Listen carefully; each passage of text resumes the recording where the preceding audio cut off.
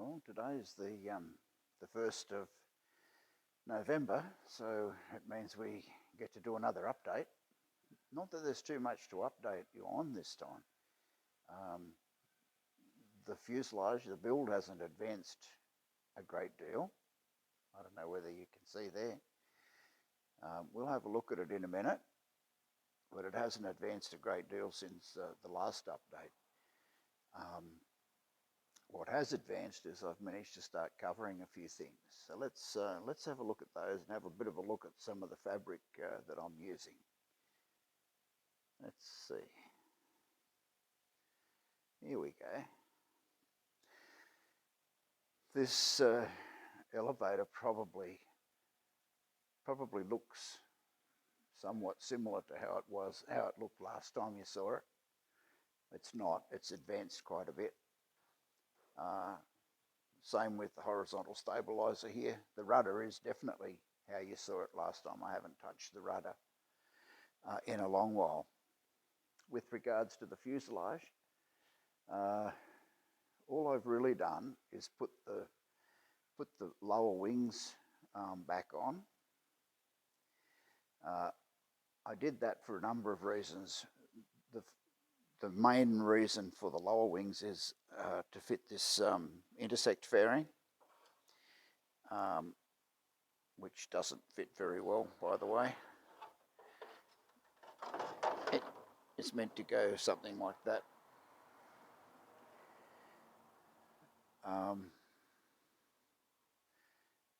And it gets attached with, well, if it's like the one in Peru, it gets attached with no more than half a dozen screws.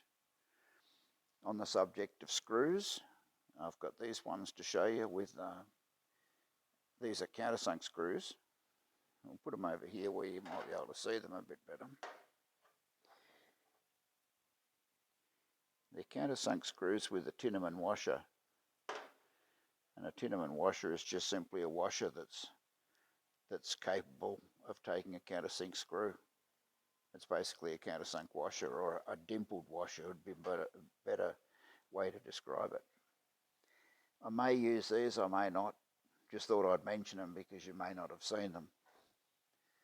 These will come in either stainless or steel. I prefer the steel ones because you can paint them.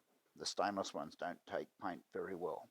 So bear that in mind if you decide to go with countersunk screws. Now, if you have a look at this, you know, I haven't used countersunk screws anywhere else. And for 6 more, I don't think so. I think I'll use the same type of screws as these ones. But anyway, I just thought I'd show you that while I was going. Yeah, the countersink screws fit quite well in those Tinnermans. Right. No, like I say, I've put the main planes back on with the intention of installing these, but I probably can't install them until I get at least some fabric on the sides, because I'm probably going to have to heat these, and maybe like with a hairdryer or something, and put some flex into them to get them to bend where I want them.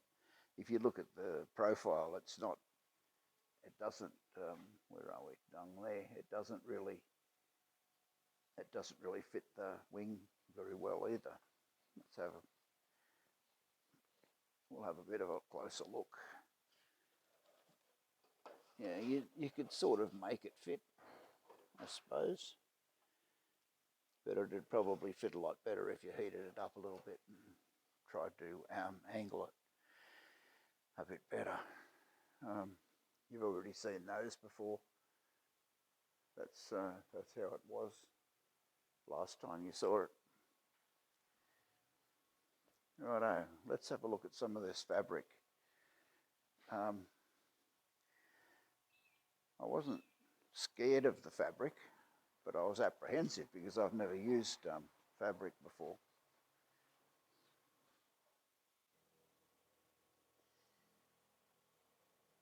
This is some of the stuff where that we have for the fabric covering.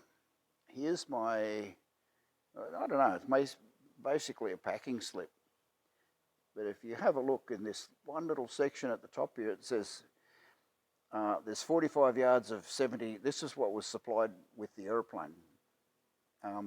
45 yards of 70-inch light fabric, which is this roll that runs across the bench here.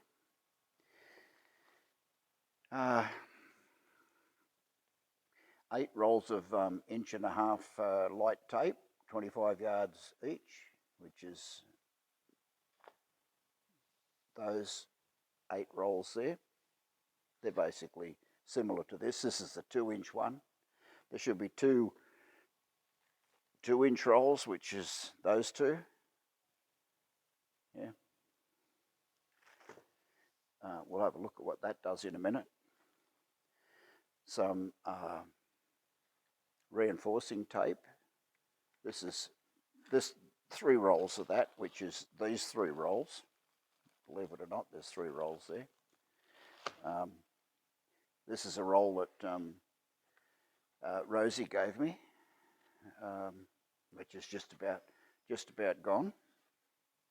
But this is sticky backed reinforcing tape. You stick it onto the ribs, or where the fabric's going to come in contact with the ribs, so that it's basically an anti-chafing arrangement. And that's pretty much it. They're the four items of fabric. It's up to you to supply the rest. Well, the rest I'm using. You could once you've got that those materials, it's up to you what system you use to attach those materials onto the structure. And I've chosen to use a Stewart system, which is in this. This is the glue part of it. This blue-green coloured bottle. Basically, there's the trim tab next to the bottle. We'll just have a look at it for a second.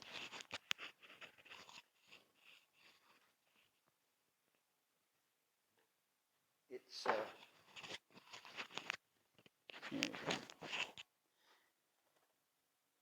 it's basically fabric. The fabric's glued onto the perimeter of the structure. You then shrink the fabric with a hot iron for ironing clothes, and then you put a perimeter tape around the whole fabric. Then you shrink it again, or you apply more heat, which will tighten it up even more. That's reasonably tight. Yeah, you can get sort of a drum noise out of it, but once I shrink it again, it'll be really, really tight. After that, you use some more of this glue and paint the white bit in between. You water it down, I don't know, 20% or something water, and paint it on, and then that seals the fabric. There are some other steps after that, which I haven't done any of those steps yet, so we're not going to talk about that. So yeah, that's what I've been doing. This elevator doesn't have fabric yet. Let's have a look. Let's have a look at this arrangement.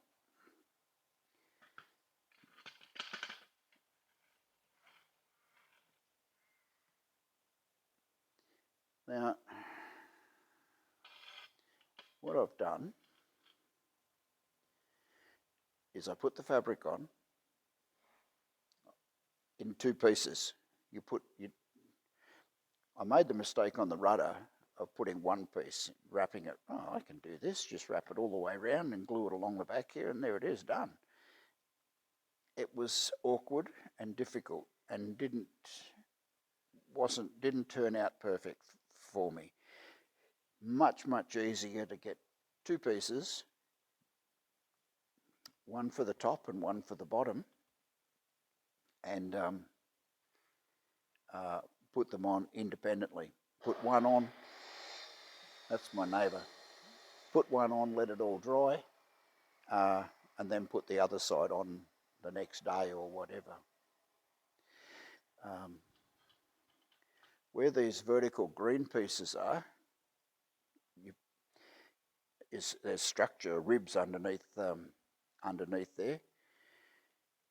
In this case, you put that reinforcing tape on the rib, then you put the fabric on, glue it on around the perimeter of the elevator in this case. You shrink it, all right, so it's pulled reasonably tight. Yeah, it's still not perfect, but it's reasonably tight. Then you put these rivets in. These are underneath there. There's rivets which look a little bit like these ones. Fairly big-headed aluminium rivet. Chris had to wait until I was doing this before he started cutting steel. Fair enough.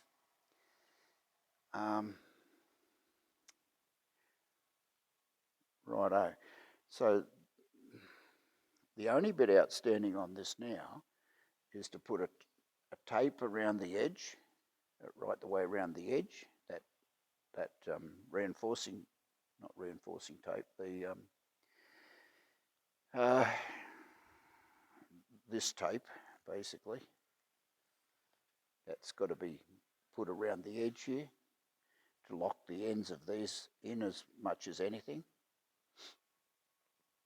And then shrink it properly, and then paint the diluted glue all over the whole place. So that's what we're doing. Here's the tapes. Now I've got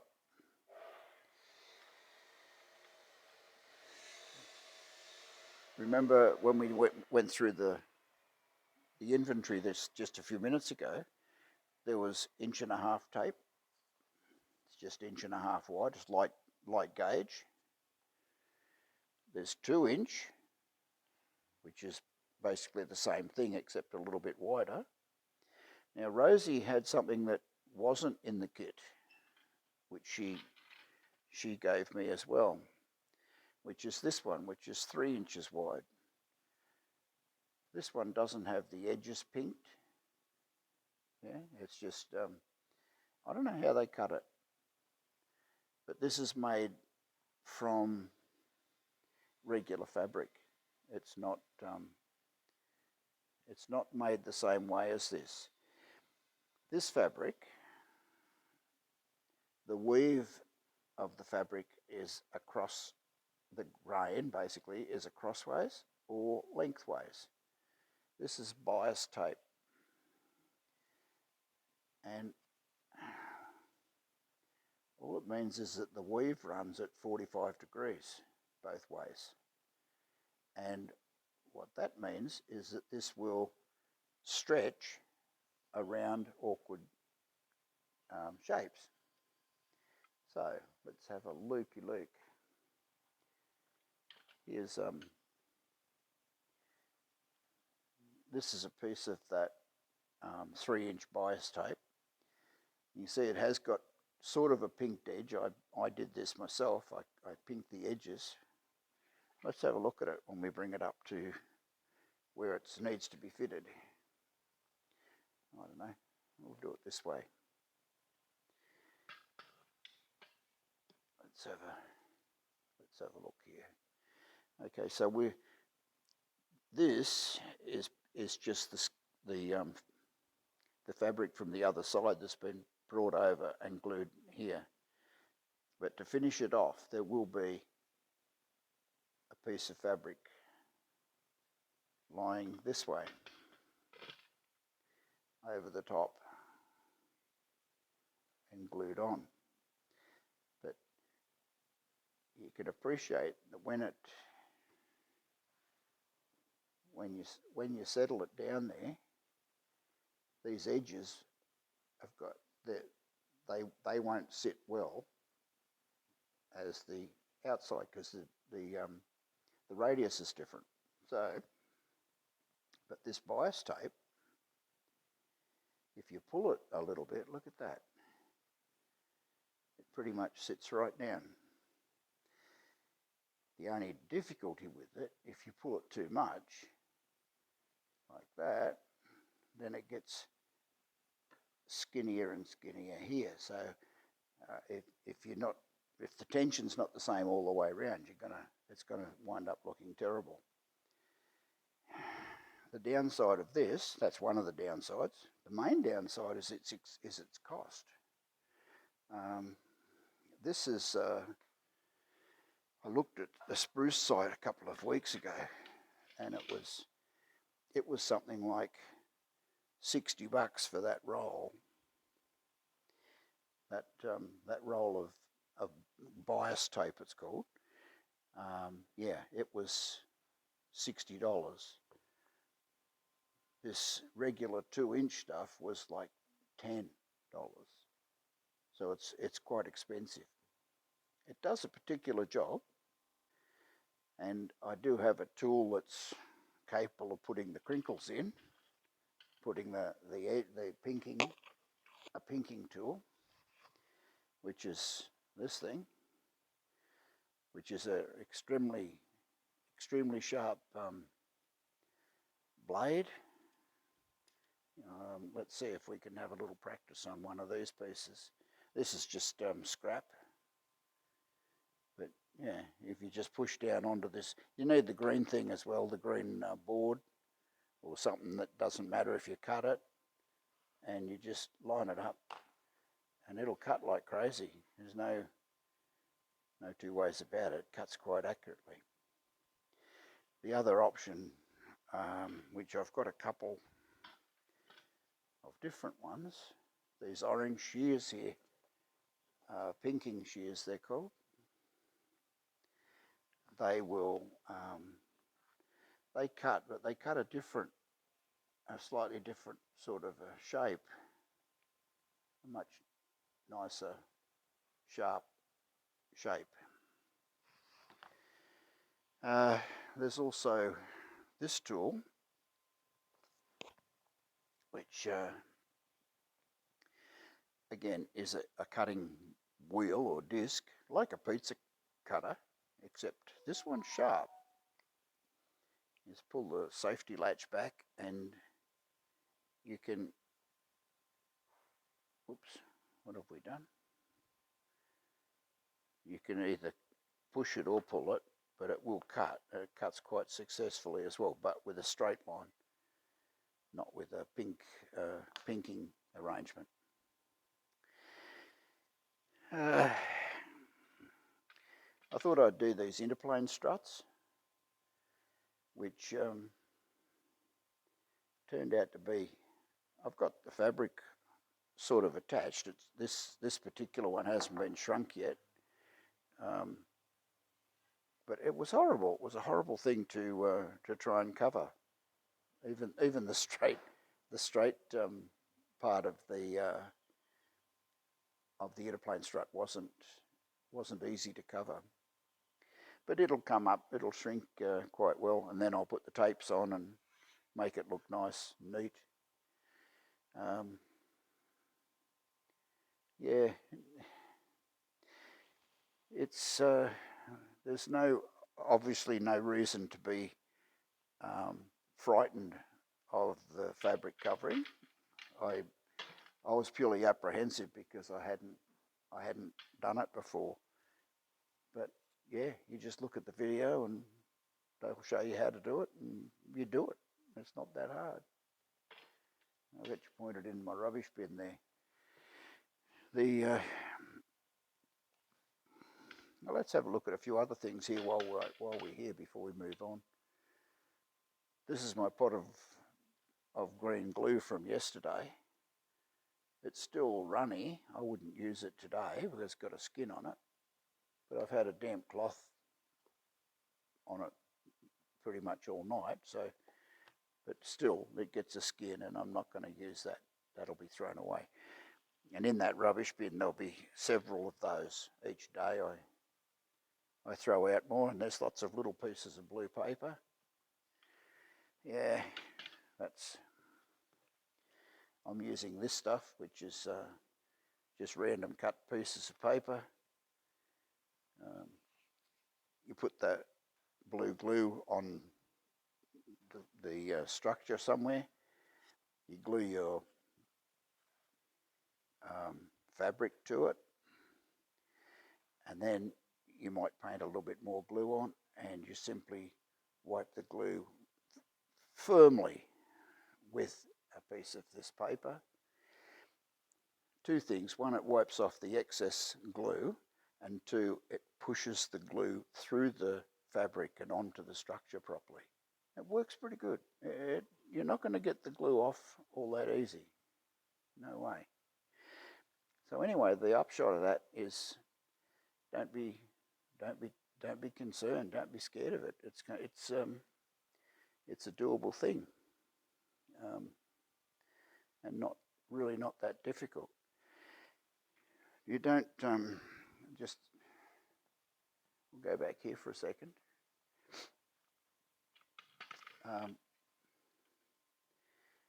These rivets.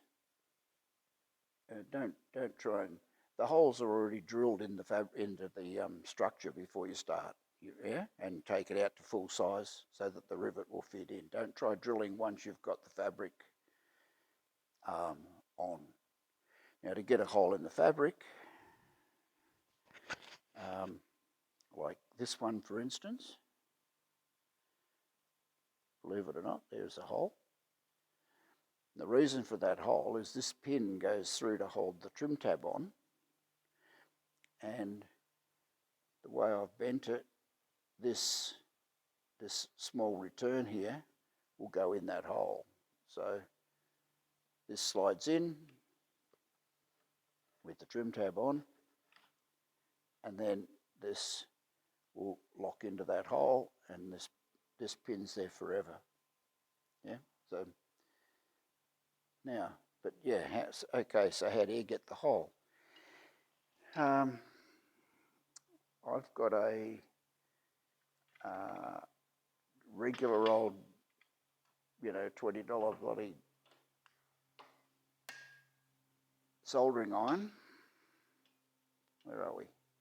Which I took the bit out of this soldering iron, turned it around, and put it back in and sharpened this on the grinder. So I've got a point. You heat this up, and you should be able to see through the fabric where your holes are, and it'll just melt straight through the fabric and through the reinforcing tape. That's a piece of reinforcing tape here. It'll just go through that like a hot knife through butter, which it virtually is. So yeah, there you go. Don't be too concerned about it. Just hook in and do it. It's really not that difficult. Now, what is difficult, I guess, is to make it look good. I've got no idea how this is going to look until I start painting it. Hopefully it'll come up pretty good, but I don't know. Putting those tapes on, just go back to that for a second. Putting the tapes on and making them curve around this curve. The bias one is absolute piece of cake to do. It'll curve around there, no worries. The issue is with the edge of the bias tape getting closer and further, depending on how hard you're pulling it. It is possible to get the 1.5 and 2-inch tape to conform to that curve. It might be a little bit more difficult, say, for instance, just here where the curve's fairly sharp, that's going to be a little bit difficult to torque the tape into going around that curve. I reckon I can do it. But yeah, it will do it if you watch the video, listen to what they've got to say, and just try it. Yeah. So there you go.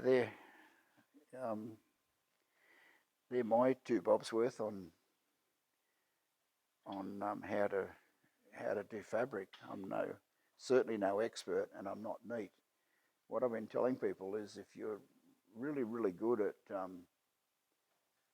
wrapping Christmas presents, and you know, I'm married to a Peruvian lady, and Peruvian people have taken Christmas or present wrapping to a whole new level, where I'll just turn you around. Yeah, here we go. Yeah, they take present wrapping to an art form, and if there's a pattern on the paper, for instance, they'll bring it around and join it onto the other side of the package, and you won't see that. It'll be seamless. I mean, bloody hell, I've never done that in my life. If I can find the sticky tape, to stick the wrapping paper onto the present, I'm doing pretty well. Yeah, well, you've got to be like the Peruvians. You've got to do it really, really super duper neat. Whether I'm neat enough or not, I guess we'll see. We'll see when the paint starts going on. But anyway, that'll do for the I guess the October update. I haven't been flying the Renegade very much. We've had a fair bit of wind here. I flew the RV6 on the weekend. Went a couple of 100 nautical miles away. And it was just one of those days. It was a beautiful flight to where I was going, with a slight headwind. When it came time to come home, the day had heated up. It was 30, low 30s by the time it was time to come home. The wind had picked up even more and turned around so that it was a headwind on the way home as well. So not only did we have a headwind, but we got hammered all the way back. So yeah, that wasn't really worth making a video on. But anyway, it was a good flight. Apart from that, don't mind bouncing off the canopy and that sort of thing. But it's aviation. Yeah, what you get.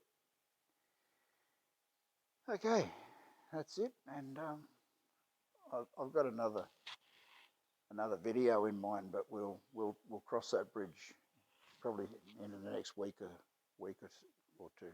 Oh yeah, this yeah, okay. It's still sort of itchy and annoying me and that sort of thing, but it'll settle down. Okay, thanks very much for watching. See you later.